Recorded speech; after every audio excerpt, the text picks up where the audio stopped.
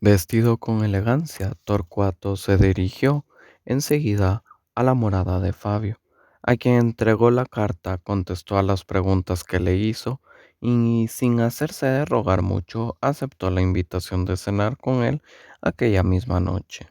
Fue luego a buscar cómodo alojamiento que correspondiese a su posición actual y encontró al fin uno a su gusto. Hemos dicho ya que Fabio no acompañó al campo a su hija y que la visitaba solo de tarde en tarde. La verdad es que no sentía mucha pasión por los verdes campos y los cristalinos arroyuelos, sino que gustaba sobremanera de la frívola charla y las libres costumbres de la sociedad romana. Durante el año, la presencia de Fabiola era para él un verdadero freno, pero cuando ésta se marchaba a su casa de campo de la campaña, frecuentaban su morada personas que jamás hubieran permitido que se pusieran en relación con su hija, y se representaban escenas que no queríamos que presenciase la joven. Hombres de vida disoluta se sentaban a su mesa y permanecían en ella repitiendo las libaciones y conversando sobre asuntos escandalosos o entregados a ruinosos juegos hasta altas horas de la noche, en que por lo general terminaban sus espléndidos banquetes. Como habían convidado a cenar a Torcuato, salió en busca de otros huéspedes que lo acompañaran. No tuvo mucho que andar para encontrar una turba de parásitos que paseasen por los sitios que él acostumbraba a frecuentar y se hacían los encontradizos para tener ocasión de ser convidados. Volvía ya a su casa desde los baños de Tito, cuando en un bosquecillo situado alrededor de un templo, vio a dos hombres que conversaban gravemente. Fabio los contempló un instante y después se dirigió hacia ellos, pero se detuvo prudente distancia y esperando una pausa del diálogo que lo permitiese acercarse más y realizar su propósito. No cabe pues la menor duda respecto a estas noticias, preguntó uno de ellos. Ninguna. Es rigurosamente cierto que el pueblo se ha amotinado en Nicomedia y ha incendiado esos que los cristianos llaman iglesia, que estaba situada nada más y nada menos que frente al palacio. Mi padre lo ha oído esta mañana de boca del mismo secretario del emperador. ¿Qué idea han tenido esos locos cristianos de edificar un templo en uno de los sitios más concurridos de la metrópoli? ¿No preveían que más tarde o más temprano el espíritu religioso se levantaría contra ellos y concluiría con ese insultante espectáculo que forzosamente había de ofender al imperio como toda manifestación de una religión extraña? Realmente, si esos cristianos tuvieran, como dice mi padre, un poco de juicio, se ocultarían y arrinconarían durante el tiempo que se les tolera con excesiva condescendencia por parte del más humano de los príncipes, pero ya que por el contrario prefieren edificar sus templos en parajes públicos, en vez de tenerlos como antes en calles solitarias y apartadas, no me importa que le den su merecido. Nos ofrecen ocasión de ganar honra y provecho persiguiendo y aún exterminándola a esa casta aborrecida. Ciertamente, pero volvamos a nuestro asunto. Es cosa convenida que si descubrimos cristianos entre los ricos que no sean demasiado poderosos por ahora, a lo menos nos partiremos buenamente lo que poseen. Debemos ayudarnos mutuamente. Tú estás por los medios bruscos y atrevidos. Yo me opongo. Yo no me opongo a ellos, pero me reservo a obrar según mi carácter y temperamento. No olvides, sin embargo, que cada cual se quedará con lo del todo el provecho de lo que descubra cada uno, y dividiremos únicamente lo que resulte de los descubrimientos que hagamos en común. ¿No es lo convenido?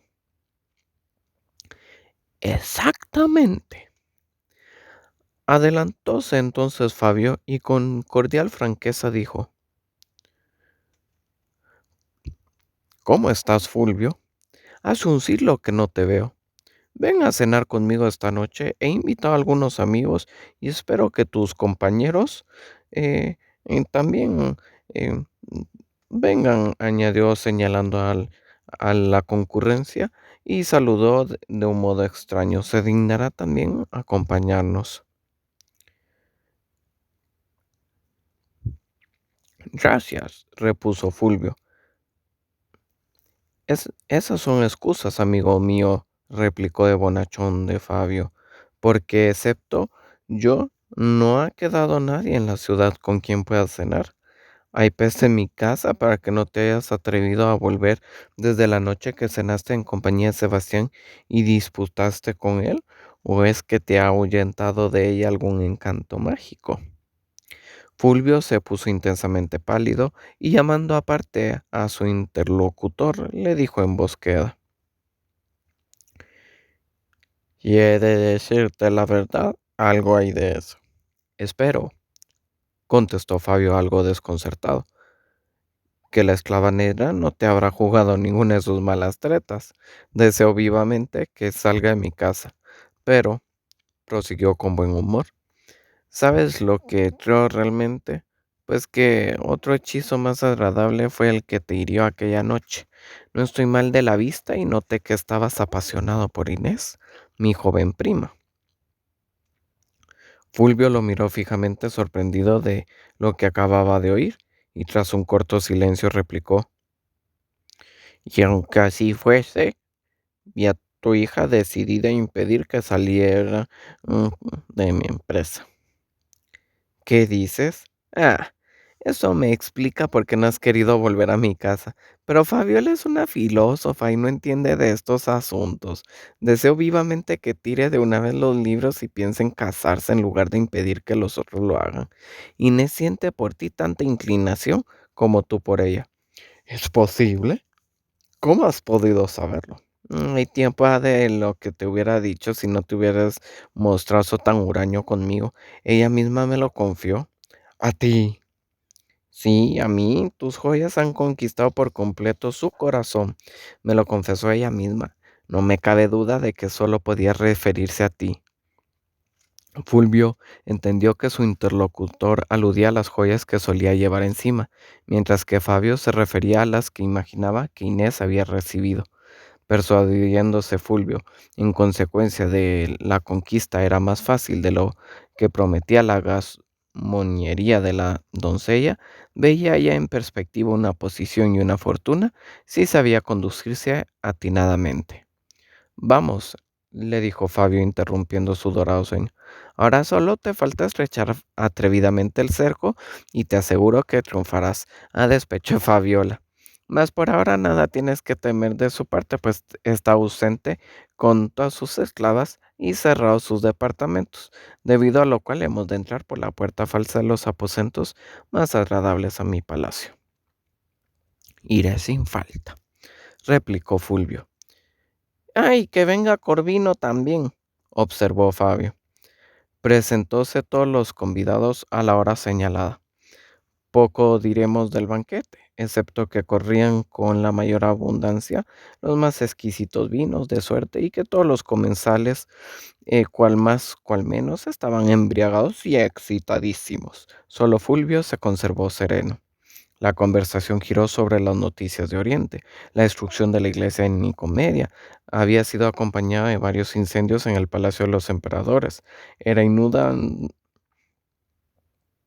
que todo esto había sido obra del mismísimo emperador Galerio, quien lo atribuyó a los cristianos, incitando así a Diocleciano a que se convirtiera en uno de los más fieros perseguidores de la cruz. Todo el mundo presentía que no transcurría mucho tiempo sin que llegase a Roma el edicto disponiendo que comenzara la destrucción y encontrase en Maximiano un instrumento decidido a ejecutarlo. Hay que tener en cuenta que la sazón del gobierno del Imperio Romano era tetrárquico, esto es, tenía cuatro emperadores, dos, Diocleciano y Maximiano, con el título de Augusto, dirigían a los otros dos, titulados Césares, em, Galerio y Constantino Cloro, que gobernaban como lugartenientes de los primeros. Los convidados de Fabio estaban generalmente inclinados a insistir en la necesidad de que se tratase duramente a los cristianos, pues la generosidad para con los que son objeto de las iras populares exige un heroísmo de aquellos que carecían en absoluto. Aún los más humanos hallaban razones para que no se guardase a los cristianos consideración alguna. Unos se podían sufrir el misterio que se envolvían, otros se lamentaban de unos supuestos progresos. Esto le traía enemigos de la verdadera gloria del imperio, ya que los consideraba como un elemento extraño que a toda costa debía de ser exterminado. Durante todo este debate, así que puede llamársele cuando todos convienen en lo mismo, Fulvio, después de haber paseado su mirada por los comensales, la detuvo maliciosamente en Torcuato. El joven guardaba silencio, pero cambiaba a cada instante de color. El vino le había prestado ebrio y frenábase con miedo de cometer una imprudencia. Y abría su mano y la apretaba contra el pecho. Ya se mordía los labios, unas veces se deshacía el pan en migajas entre sus dedos y otros apuraba maquinalmente una copa de vino. Esos cristianos, dijo uno, nos aborrecen y nos destruirían de buena gana si les fuera posible. Torcuato inclinóse hacia adelante y movió los labios, pero no replicó palabra. Vaya, si lo harían, apoyó otro. ¿No fueron ellos acaso los que incendiaron a Roma en tiempos de Nerón? ¿No han prendido ahora fuego al Palacio Imperial de Asia? Torcuato incorporóse en su lecho, extendió las manos como si fuese a replicar y las retiró enseguida sin abrir los labios. Lo peor, añadió un tercero, es que sustentan unas doctrinas tan antisociales, toleren excesivos tan abdominales y se hayan degradado hasta el punto de adorar la cabeza de un asno. Torcuato no podía dominar más su despecho y tenía levantado el brazo cuando Fulvio, midiéndose fríamente el tiempo y las palabras, repuso con el mayor sarcasmo. Sí, y degüellan a un niño en cada una de esas reuniones, luego devoran su carne y beben su sangre. Así era la idea que tenían los paganos sobre la Santísima Eucaristía. Torcuato dio tan tremendo puñetazo sobre la mesa que hizo entrochar copas y botellas al mismo tiempo, que exclamaba con voz ronca: Eso es mentira, una infamia calumnia. ¿Cómo lo sabes, amigo?, dijo Fulvio con tono dulce y amable sonrisa. Lo sé, replicó Torcuato, porque soy cristiano y estoy dispuesto a morir por mi fe. Si la hermosa estatua de alabastro con cabeza de bronce situada detrás de la mesa en una hornacina se hubiese caído y hecho añicos contra el pavimento de mármol, no hubiera producido tan tremenda sensación como esta revelación inesperada. Todos quedaron asombrados sin despegar los labios, hasta que tras un largo silencio cada cual empezó a revelar en un semblante y en unos gestos los sentimientos que lo animaban. Fabio estaba confuso y turbado, como si a sabiendas hubiese puesto a sus comensales en tan odiosa compañía. Calpurnio, rojo de cólera, creíase verdaderamente ofendido por la presencia allí de un huésped a quien pudiera suponerse que sabía más que él acerca de los cristianos. Un joven con la boca abierta miraba sin pestañear a Torcuato, mientras un viejo irascible vacilaba evidentemente entre descargar su ira sobre cualquiera de los que tenía a sus lados o sobre algún objeto de los que lo rodeaban. Corvino miraba al pobre cristiano con la salvaje fruición de un campesino que ve preso en su trampa al animal largo tiempo perseguido. Tenía frente a él a un hombre a quien podía prender fácilmente, ponerlo en el tormento o asarlo en la parrilla según lo plugiese. Pero la mirada de Fulvio valía por todas. Si un observador atento ha tenido alguna vez oportunidad de examinar la mirada de la araña, que después de prolongado ayuno ve aproximarse a su fina y delgada tela una mosca repleta de la sangre ajena, y ve cómo sigue con avidez cada movimiento de sus alas, estudiando la manera de echarle alrededor el primer hilo, segura de que entonces no se le podía escapar, se formara idea exacta de las miradas de Fulvio y de sus intenciones. Apoderarse de un cristiano que pudiera ser traidor había sido un largo tiempo el objeto de sus deseos y de sus afanes. Allí tenía indudablemente uno que no se le escaparía con tal de que supiese manejarlo hábilmente. ¿Cómo podría, sin embargo, conocerlo? Sabía muy bien lo que eran los cristianos para estar convencido de que uno que lo fuese veras no habría consentido en beber con exceso, ni se hubiera jactado imprudentemente de estar dispuesto a sufrir el martirio. A pocos disolviéndose la reunión, todos fueron apartándose del descubierto cristiano como un hombre atacado de peste. Torcuato, entre tanto, sentíase agobiado y abatido cuando Fulvio, que había murmurado algunas frases a los oídos de Fabio y de Corvino, se acercó a él y estrechándole la mano le dijo con la mayor cortesía: Temo haber hablado inconsideradamente, arrancándote una confesión que te puede comprometer. Estoy tranquilo, replicó Torcuato nuevamente excitado. Moriré al pie de mi bandera. Silencio, silencio, dijo Fulvio interrumpiéndolo. Los esclavos te pueden oír y venderte. Ven conmigo a otro aposento donde podremos hablar detenidamente y sin temor.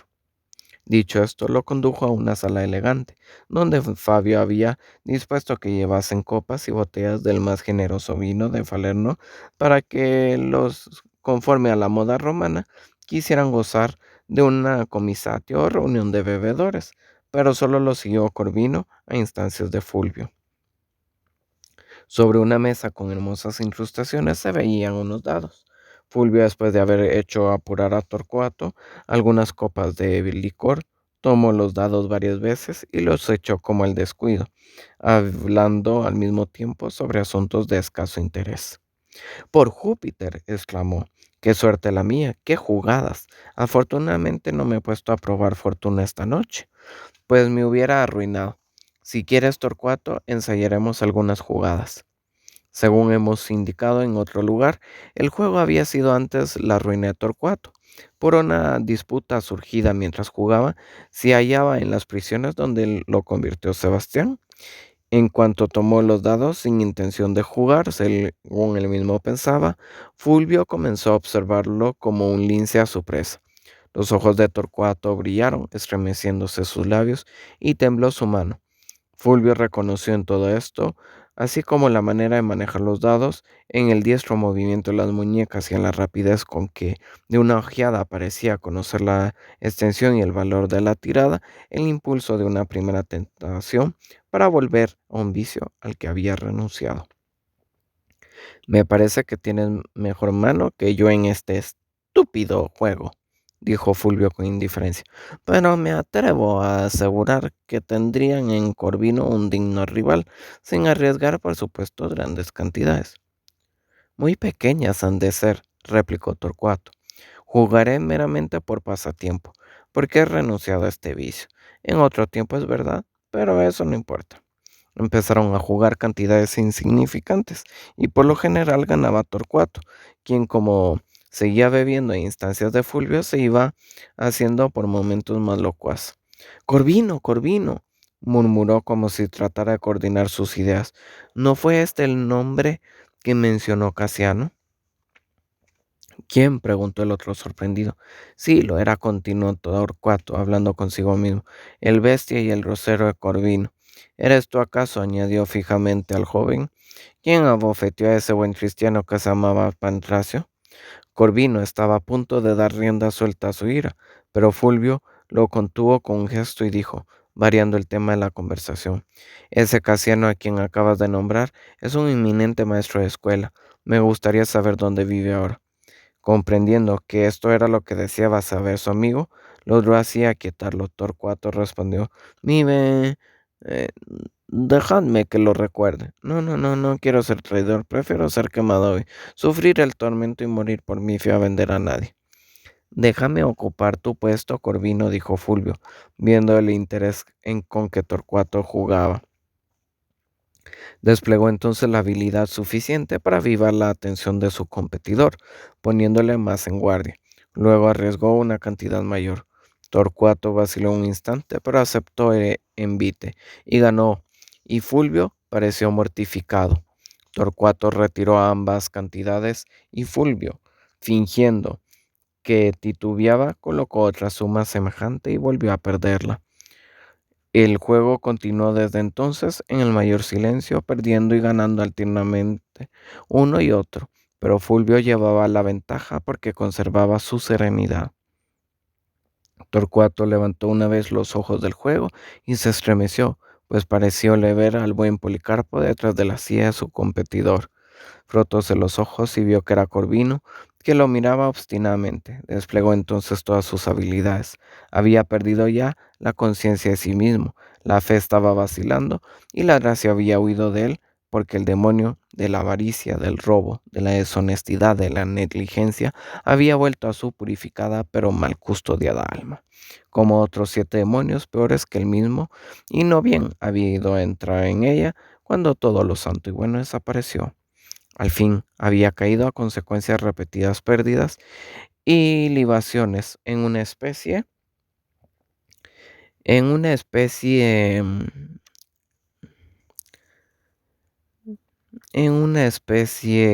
de frenesí. Después de haber ido vaciando la bolsa que le entregó Fabiola, arrojó sobre la mesa la bolsa misma. Puso enfrente un montón igual de monedas de oro. Uno y otro estaban preparados para la jugada decisiva. Los fatales dados cayeron y cada cual contó con sus dados tantos en silencio. Fulvio recogió el dinero y Torcuato, ocultándose el rostro entre las manos apoyadas en la mesa, su competidor hizo señas a Corvino de que saliera de la estancia. Torcuato golpeaba el suelo, con los pies gemía, murmuraba, rechinaba los dientes y se mesaba los cabellos con rabia. Entonces una voz le susurró al oído: ¿Eres cristiano? ¿De cuál de los 7 espíritus sería esta voz? Del peor, seguramente. Deja toda esperanza, continuó la misma voz. Has deshonrado tu religión y la has vendido. No, no, murmuró con desesperación el desgraciado. Sí, en medio de tu embriaguez lo has revelado todo, o por lo menos lo suficiente para que te sea imposible volver al lado de aquellos a quienes los has vendido. Apártate, apártate, gimió el atormentado pecador. Todavía me perdonarán. Dios, Dios. Silencio, no pronuncies ese nombre. Estás degradando. Eres un perjuro y tu pérdida es irremediable. Eres un mendigo. Si mañana quieres comer, tendrás que pedir el pan de limosna.